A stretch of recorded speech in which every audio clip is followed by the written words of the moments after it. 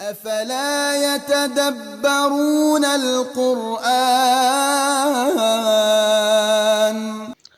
أعوذ بالله من الشيطان الرجيم بسم الله الرحمن الرحيم وإذ قال إبراهيم رب اجعل هذا بلدا آمنا وارزق أهله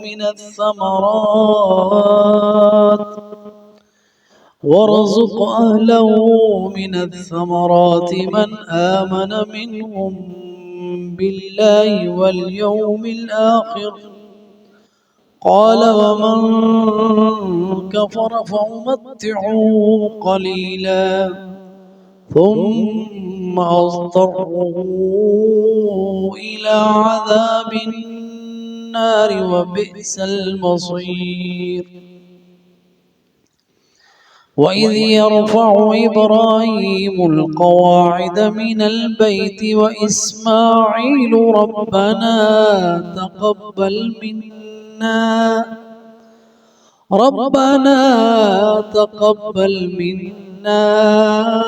إنك أنت السميع العليم ربنا وجعلنا مسلمين لك ومن ذريتنا أمة مسلمة لك وأرنا مناسكنا وتب علينا إنك أنت التواب الرحيم ربنا وابعث فيهم رسولا منهم يتلو عليهم آياتك ويعلمهم الكتاب والحكمة ويزكيهم إنك أنت العزيز الحكيم. ان الفاظ کے معانی ہم دیکھتے ہیں. فرمایا وَإِذْ قَالَ اور جب کہا ابراہیم نے علیہ السلام رب اجعل اے میرے پروردگار بنا دے هذا بلدا آمنا اس شہر کو امن والا وارزق اور رزق دے اہلہ اس کے رہنے والوں کو من الثمرات پھلوں میں سے من آمنا جو ایمان لایا منہم ان میں سے باللہ اللہ پر والیوم الآخر اور آخرت کے دن پر. قال فرمایا اللہ سبحانہ وتعالی نے ومن کفر اور اسے بھی جس نے کفر کیا فأمتعه اسے بھی ہم اس دنیا میں سے فائدہ دیں گے قلیلا تھوڑا سا ثم اضطره پھر اسے بے بس کر دیں گے الی عذاب النار آگ کے عذاب کی طرف وبئس المصیر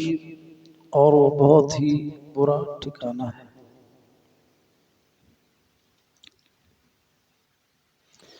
ان آیات میں اس آیت میں حضرت ابراہیم علیہ السلام کی دعاؤں کا ذکر ہے کہ حضرت ابراہیم علیہ السلام نے مکہ شہر کے لیے دعا کی کہ مکہ شہر آپ کو پتہ ہے کہ وہاں پہ کوئی زراعت نہیں، صحرا تھا،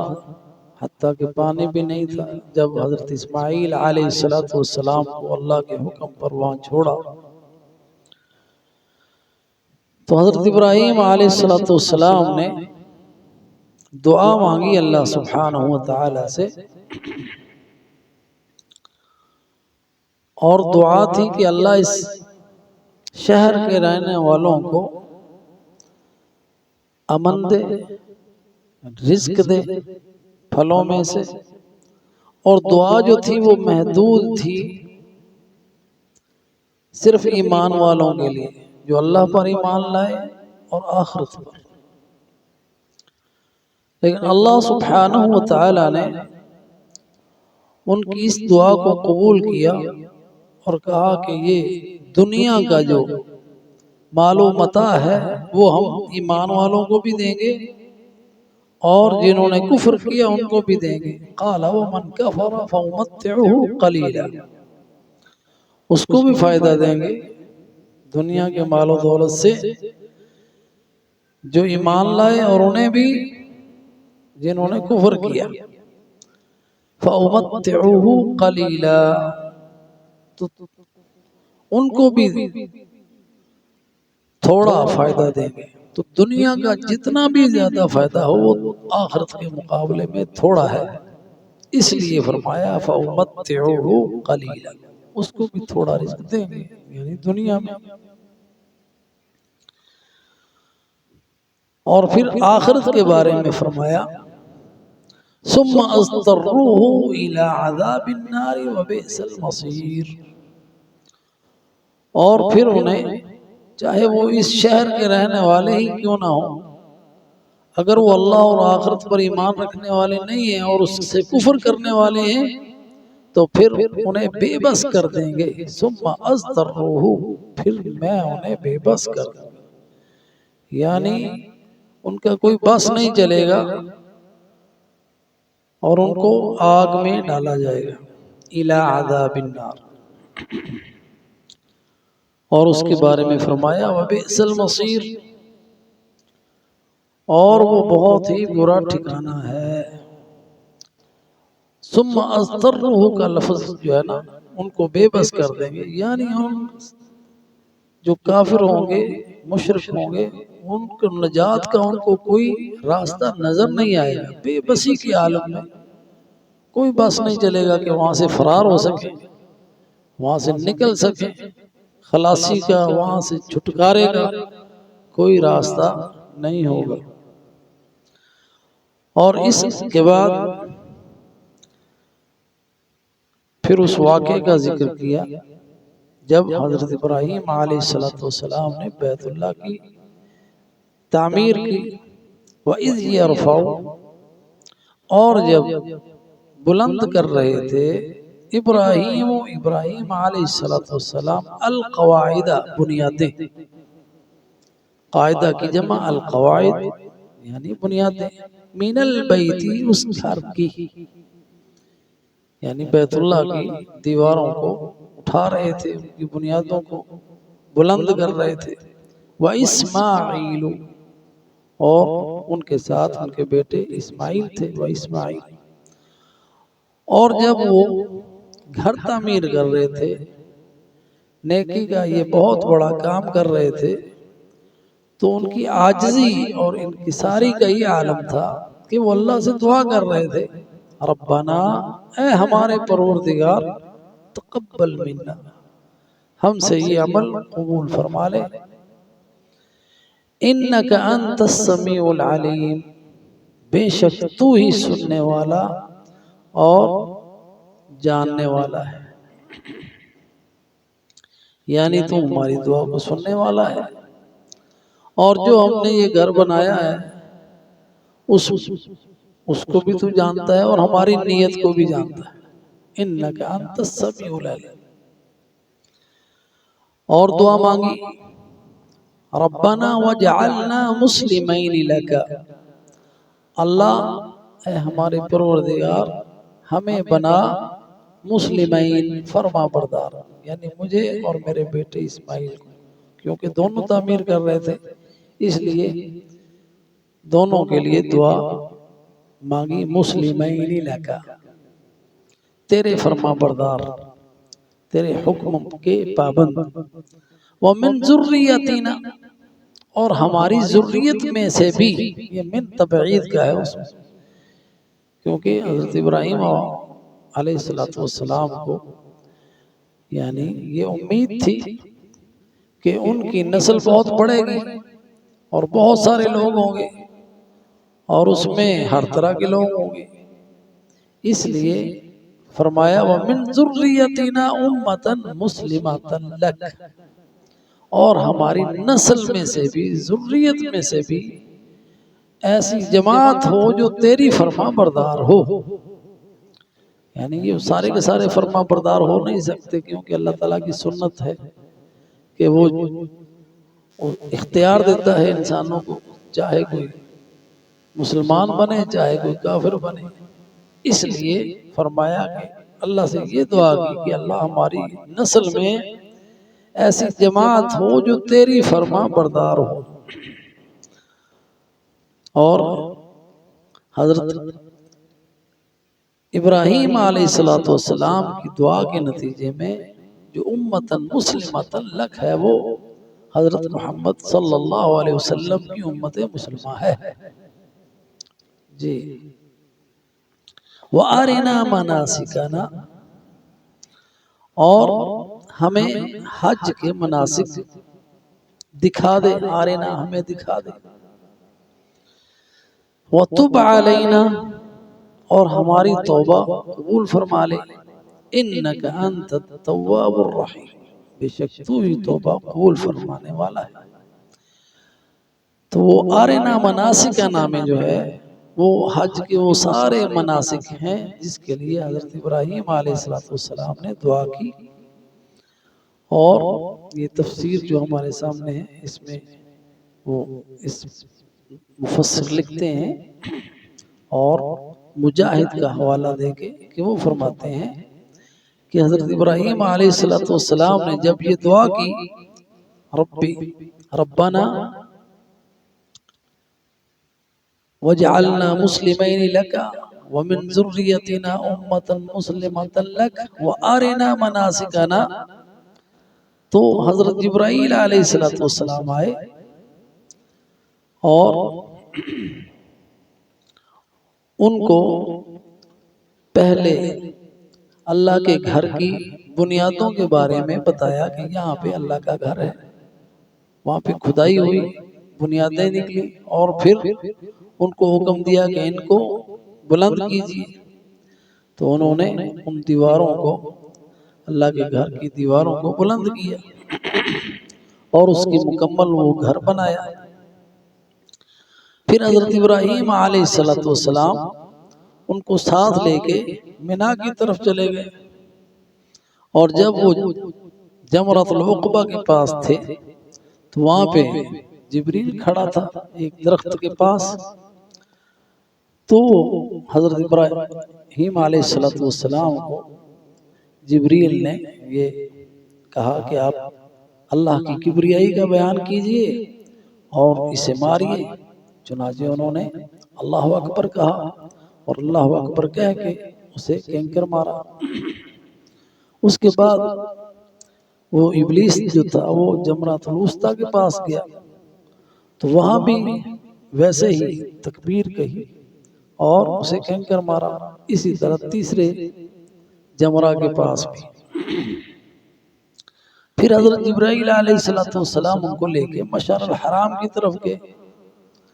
اور ان کو یہ بتایا کہ یہ مشعر الحرام ہے۔ پھر اس کے بعد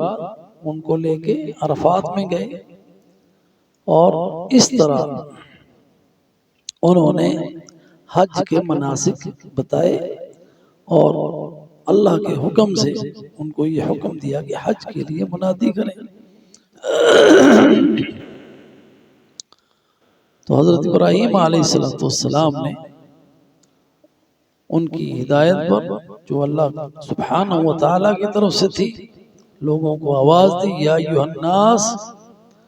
اجیبوا ربکم، تو اے لوگوں اپنے رب کی دعوت کو قبول کیجئے۔ تو لوگوں نے اللہ کی دعوت کو قبول کرتے ہوئے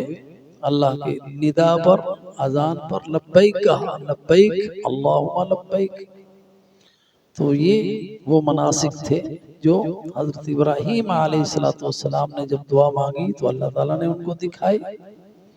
اور اس کے ساتھ ہی پھر توبہ کی دعا کی، وَتُبْ عَلَيْنَا۔ تو جو بھی نیکیاں ہوتی ہیں، انسان نیک اعمال کرتا ہے اس کے ساتھ استغفار کرتا ہے، جیسا کہ یہ سارے کے سارے حج کے مناسک دیکھے، اور اس کے ساتھ پھر دعا مانگی، وَتُبْ عَلَيْنَا، ہماری توبہ قبول فرما لے، اِنَّكَ أَنْتَ التَّوَّابُ الرَّحِيمُ، بے شک تو ہی توبہ قبول فرمانے والا، رحم فرمانے والا ہے۔ تو اسی طرح ہم جب نماز پڑھتے ہیں تو نماز سلام پھیرنے کے بعد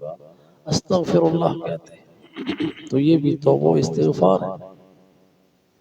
کہ بے شک تو ہی توبہ قبول فرمانے والا ہے، یعنی تیرے سوا اور کوئی نہیں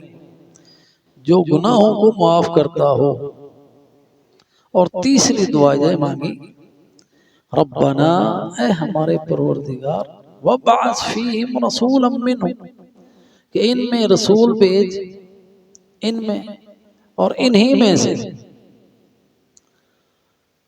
اور رسول بھی ایسا، یتلو علیہم آیاتک، جو ان پر تیری آیتیں پڑھ کے سناتا ہو، تلاوت کرتا ہو۔ اور حضرت ابراہیم علیہ السلام کی دعا ہے جو اللہ سبحانہ وتعالی نے محمد الرسول اللہ کو انہی میں سے مبعوث کیا، یعنی اسماعیل علیہ السلام کی اولاد میں سے اور ابراہیم علیہ السلام کی اولاد میں سے جو دعا مانگی تھی انہوں نے، اللہ نے اس کو شرف قبولیت بخشا اور محمد الرسول اللہ صلی اللہ علیہ وسلم کو مبعوث فرمایا۔ اور آپ قرآن کی تلاوت کرنے والے ہیں جو اللہ کی آیتیں ہیں، جیسا کہ ابراہیم علیہ السلام نے مانگا تھا، اللہ نے اس سے بہتر عطا فرما دیا، یتلو علیہم آیاتک،